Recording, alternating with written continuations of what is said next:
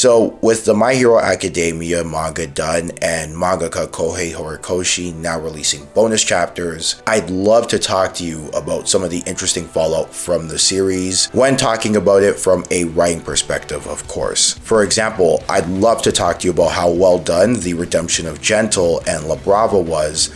Thus, it may have made Gentle my favorite character in the entire series, despite his screen time being equivalent to a drive-by and wave. Or, I'd love to talk to you about how, in my opinion, the Todoroki storyline is the biggest fumble in the history of anime, or at least the modern age of anime. But y'all, I think the most interesting fallout is the fan reception to a particular writing decision. In other words, we got ourselves a shipping controversy in anime. And of course, it has to do with the My Hero fandom. This is the Deku shipping controversy that took place when, at the time of recording, 1 week ago Saturday, Horikoshi released a bonus chapter that all but confirmed Deku and Uraraka have feelings for each other, and the reaction was all over the place depending on where you looked. And I want to talk about it, not just because of the controversy, but because of the implications and what it means.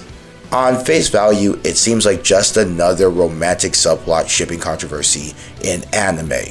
But when you look deeper, there are far more wide-reaching talking points about society. But before I ramble on for too long, let's back up and focus. Okay, let's start here. What is the controversy? Well, there's a section of the My Hero fanbase that are taking Deku and Uraraka being a pairing hard. As a result, there has been a mass of My Hero fans taking to blocking Horikoshi on Twitter, which has sparked a backlash from the rest of the entire anime community towards those fans on, wait, why did the music stop? Actually, you can't say Twitter anymore, it's X. Man, go kick rocks. Now, to be honest with you, this controversy is probably, most likely, 99% overblown. And if not for the topic itself, I'd leave it alone. I never really bought into the whole quote-unquote My Hero Academia fans are weird narrative, because you're basically getting the same behavior from every other super fandom on the internet, especially when it comes to anime. Just like Dragon Ball fans, Naruto fans, Black Clover fans, most just really like their show and leave it at that. But there are people out there who are passionate about their franchise and try to find the right environment to display their passion. That goes for every fan base, and that can be construed, sometimes justifiably, as weird. Yet somehow, the My Hero fan base usually turns into the proverbial Meg when people talk about them.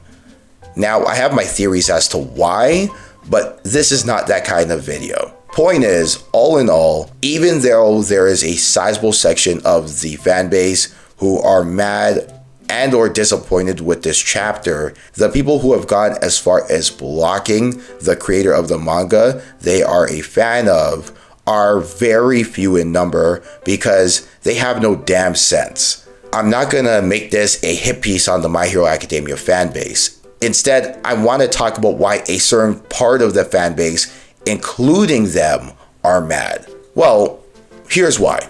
There is a section of the fan base who believes the one for Deku should instead be Bakugo. That fascinates me, and there's so much to unpack here at this feeling. Because see, it's not uncommon for fan bases to be mad at romantic pairings happening or not happening. For example, one of the few anime my partner, Miss Michael Talks Anime, actually watches/reads is My Hero Academia. And she was rather disappointed Horikoshi didn't have any ships by series end. And even didn't like how in the bonus chapter, Horikoshi didn't commit to a ship, but instead dropped hints with Deku and Uraraka. Whereas longtime subscriber and friend of the channel, Star Knight, has been very vocal to me that shonen should not do romantic subplots because they almost always ruin a female character, the plot, and or the dialogue. So he liked the non-committal by Horikoshi, to which I see both points from a writing perspective.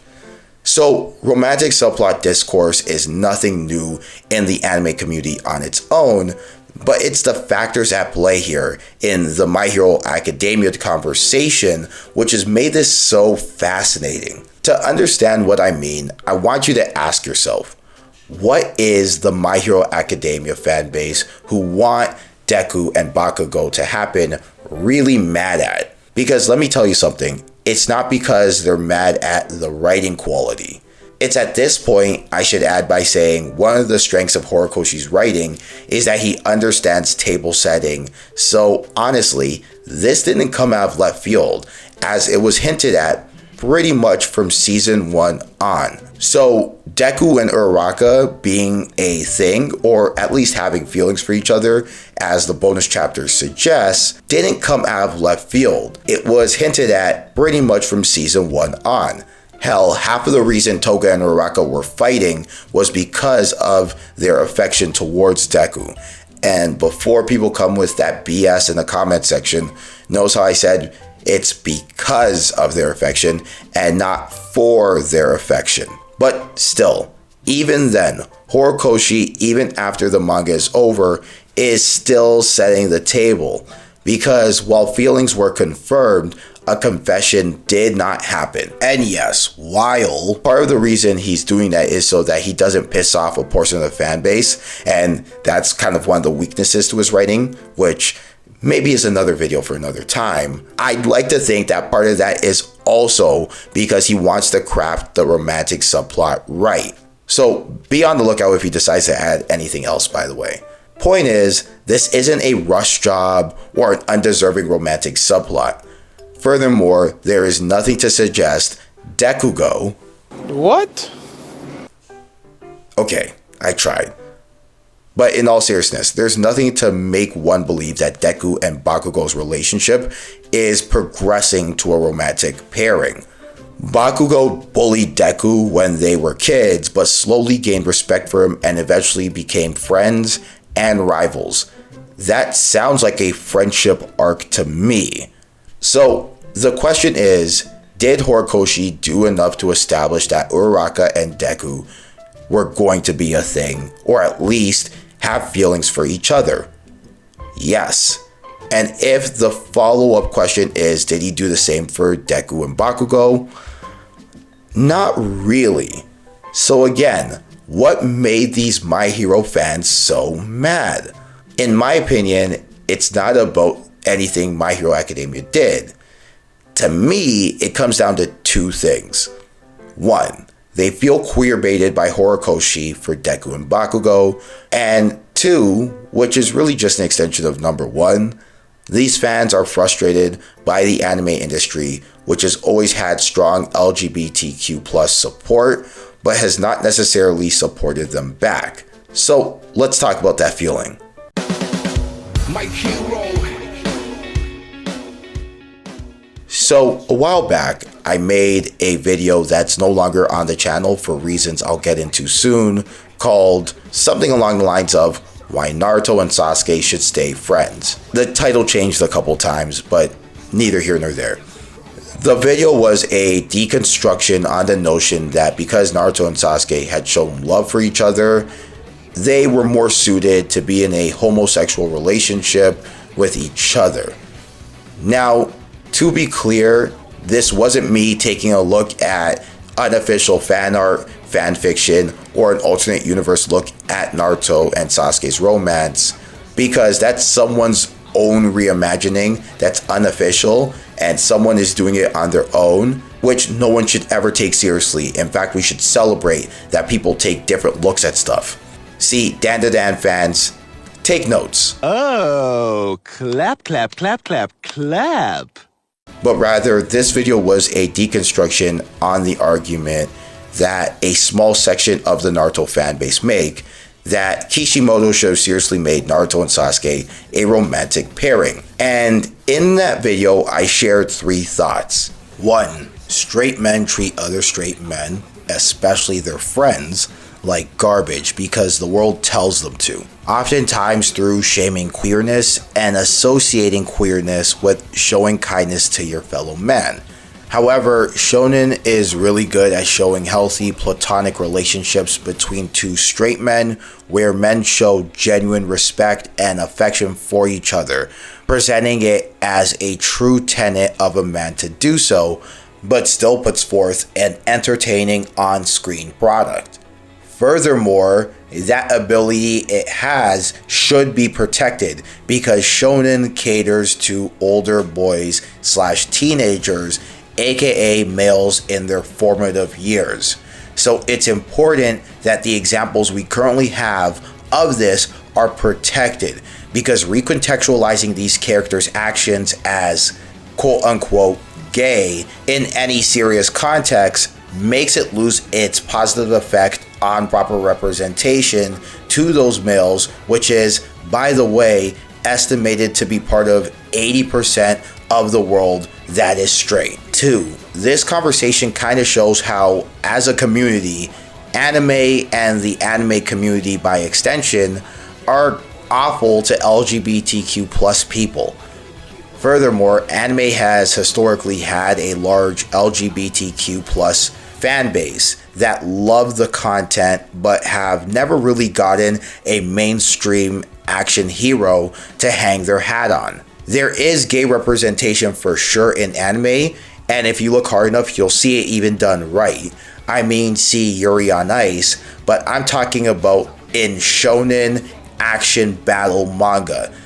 There is no mainstream healthy representation of gay shonen characters, despite the fact that there's definitely some queer-coded characters.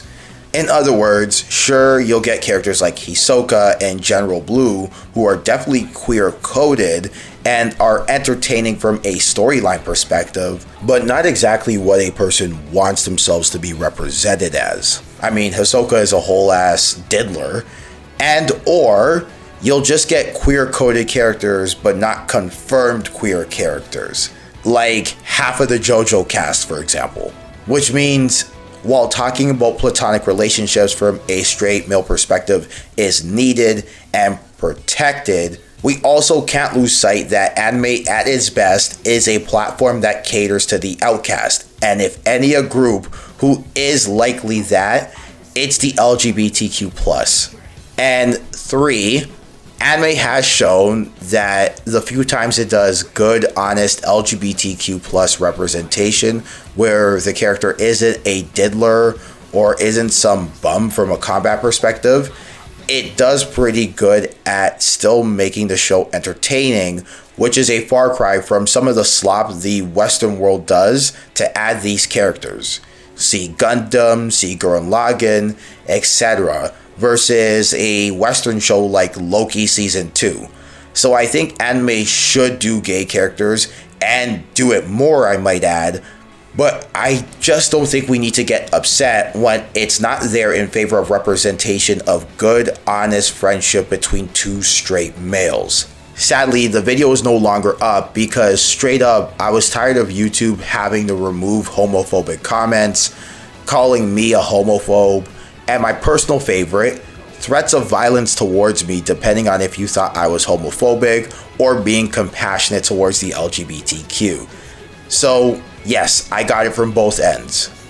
Obligatory AO meme at the sex joke coming in 3, 2, 1. Hey, yo. Anyway, the point is, I think it's an interesting conversation that applies doubly so for My Hero Academia, because here's the thing. With Naruto and Sasuke, you can make the argument that Naruto and Sasuke and their platonic friendship was causing them to neglect their other relationships. And you can make the argument that their obsession for each other could be put into an LGBTQ plus perspective and the story couldn't change. You can't really do that with My Hero Academia, because while you can make the same argument in regard to the relationship between Deku and Bakugo as well, their dynamic is not that, and their friendship is even more in your face. Because on one hand, yes, you can make the same argument that Deku and Bakugo's relationship wouldn't necessarily change, in fact be even better from a writing perspective if they were in fact in some homosexual relationship together. Maybe it's due to the fact that Deku is kind of seen as a softer character emotionally in comparison to other shonen characters of his ilk. Maybe it's the breaking down of walls Deku does to Bakugo emotionally that is very reminiscent of the use of romantic tropes in other shows. Maybe it is just romantic. I don't know, but there were people who saw something there and hoped that there was enough pressure that then maybe Horikoshi was going to pull an Avatar Legend of Korra with Korra and Asami. However, when you take a look at the relationship, you see a genuine respect for each other. You see a genuine respect for their circumstances. You see people trying to be there for each other, but it never really goes into the realm of romantic. It never goes there. And I think a lot of people, wrongly so, conflate being there for your fellow man with being there romantically. So I think Horikoshi knew that, and what actually happened is what most people thought was going to happen. And in some ways, I think for good reason, because I truly think anime's ability to capture male friendship should be protected. Deku and Bakugo became the best of friends, while Deku and Uraraka have this burgeoning romance by series end, or at least the hinting of a burgeoning romance by series end, and there are people who were pissed. Now, again, I want to be clear. This is not some mass hatred by all My Hero Academia fans, but rather a small collection of people. Just like how it's a small collection of people that didn't like that Sasuke and Naruto end up in heterosexual relationships and so on and so forth. The difference is that My Hero Academia was made in the Twitter age. And the mess that is Twitter makes it so that the loudest, not the majority, gets the most attention, mixed in with gatekeeping shonen fans treating My Hero like it's the proverbial redheaded stepchild, and the news, not the actual action, caught some traction. With that said, even still, I find it interesting because it goes back to the point I made in the now deleted Naruto and Sasuke video. Deku and Bakugo's friendship as straight men is something to be celebrated. Bakugo as a straight man accepting that he was a bad person to Deku, taking accountability, and trying to make that right is commendable, and more straight men should do it. Deku displaying his emotion towards his male friends as friends does not make him any less human, and more straight men should do it.